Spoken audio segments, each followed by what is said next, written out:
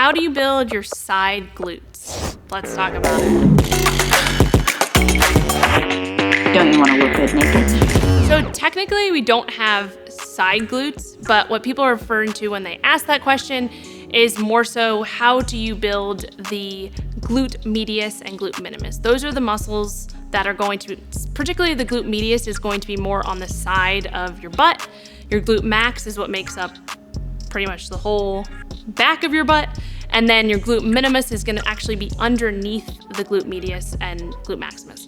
So anyway, if you want to build your side glutes, first thing to focus on is building your glutes in general, and that is going to be primarily focused on hip extension for your glute max. So we can't forget about that. The most important thing for building your butt is hip extension, focusing on that glute max, loading up that as much as you can in order to create as much tension throughout that muscle as possible, obviously with good form and good technique. A great exercise for the glute medius would be kickbacks. So I love cable kickbacks. You can also do them with a band, and this is gonna be kicking back and out at a 30-degree angle. For the glute minimus, a great exercise would be a kickback but straight out to the side. So you could do this with a cable or you could do this with a band, and that would be working more your glute minimus when you're going straight out to the side versus a 30-degree angle back is gonna be more glute medius, and a straight back is gonna be working more your glute maximus. So just kind of focusing on the angle that you're kicking back at can actually bias which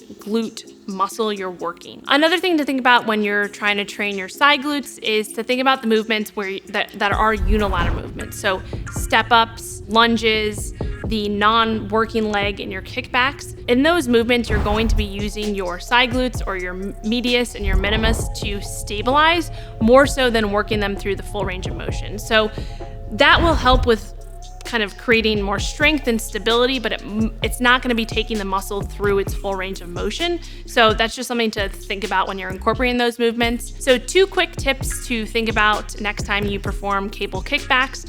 The first one, if you feel like your foot is constantly hitting the floor as you're kicking back, an easy trick is to just elevate the other foot that you're standing on. So add a plate or a block underneath that, and that just makes it a lot easier for you to kick back and glide backwards so that you're not hitting your foot on the floor. Simple trick, but it took me a long time to figure that one out.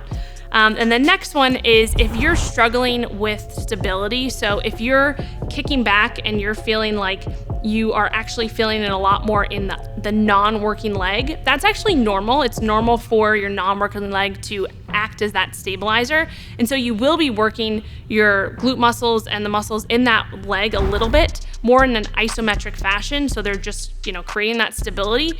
But if you feel like that is taking away from the working leg, a trick is to actually use a bench support. So putting your non-working leg basically kneeling on a bench and then having the working leg kicking back off of the bench, that can take a little bit of the stability away from that working leg so that you don't feel as much there and you're really feeling it in the leg that you're trying to work. So when people ask about building their side glutes, it's because they want to get that, bubble butt or that full development of the glute muscle.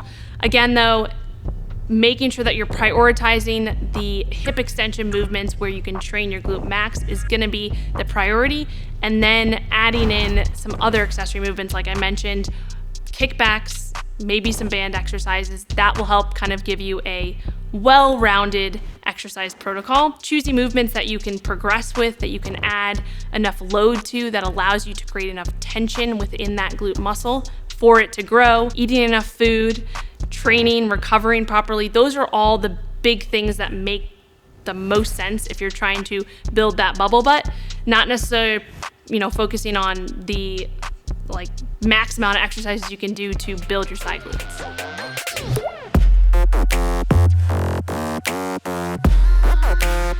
Women, we believe